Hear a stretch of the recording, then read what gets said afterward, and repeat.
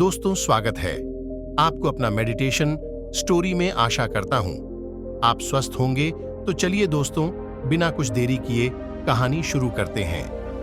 ध्यान के दौरान मन को नकारात्मक विचारों से कैसे बचाएं? अक्सर ऐसे सवाल हमारे मन में आ ही जाते हैं, क्योंकि किसी नए काम को आरंभ करने में पुराने काम की आदतें नहीं जाती। इसलिए ध्यान लगाने के दौरान नकारात्मक विचारों का आना स्वाभाविक है। कैसे पाया जाए नकारात्मक सोच से छुटकारा? तो इसका सीधा और साधारण उत्तर है समर्पण। समर्पण कैसे करें और किस चीज का करें? जी हां, आपको समर्पण करना है अपने सोचने की शक्ति का। महात्मा गौतम बुद्ध के जीवन से एक घटना को आपके सामने रखने जा रहा हूं, जिससे आपको ध्यान के दौरान नकारात्मक सोच से छुटकारा पाने के रास्ते का ज्ञान हो जाएगा।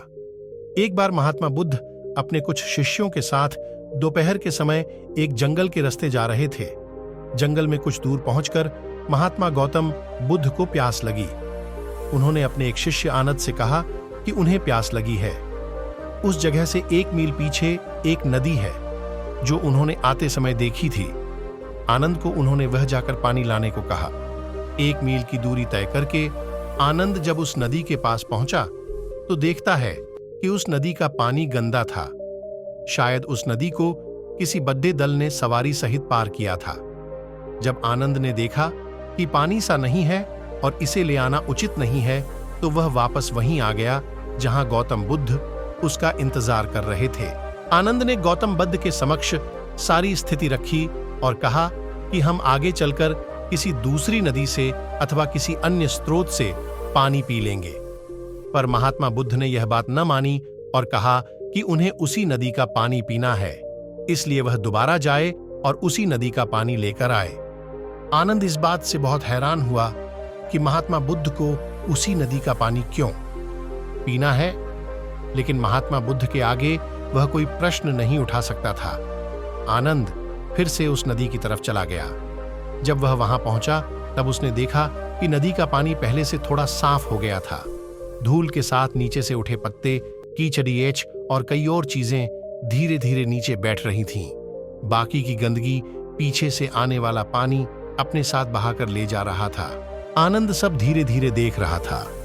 वह वहां कुछ देर बैठा। देखते ही देखते नदी का पानी एकदम स्वच्छ हो गया। तो आनंद ने पीने के लिए पानी भरा और वापस महात्मा बुद्ध के पास जा पहुंचा। पानी लेकर पहुंचने पर सबने पानी पिया।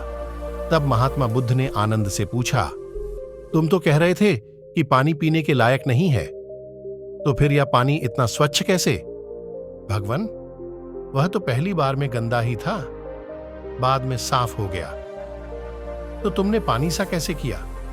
क्या तुम पानी में से गंदगी को हटाने लगे, या फिर तुमने पानी में जाकर गंदगी से लड़ाई की? ऐसा क्या किया तुमने कि पानी साफ हो गया?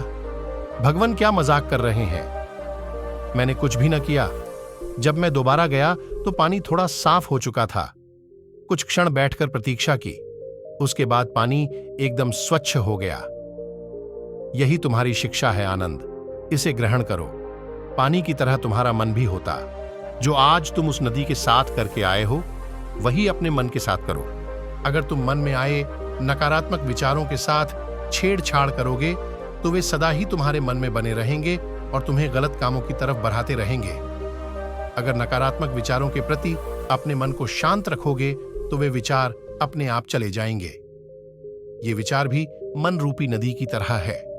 अगर इसमें गलत विचारों के कीचड़ीच सामने आते हैं तो उनकी उपेक्षा करो, उन पर अपना ध्यान केंद्रित मत करो। नकारात्मक विचार अपने आप चले जाएंगे। आनंद अब तक सब समझ चुका था। इसके बाद कुछ देर विश्राम करके वे सब फिर से आगे बढ़ने लगने। मित्रों, इसी तरह हम भी जब अपने अहम को त्याग कर बुरे विचारों से दूरी बनाएंगे तो अच्छे विचार अपने आप हम तक पहुंच जाएंगे। अनावश्यक और नकारात्मक विचारों से छुटकारा पाने का यही सबसे सरल और सुखद माध्यम है। भावनाओं का महत्व।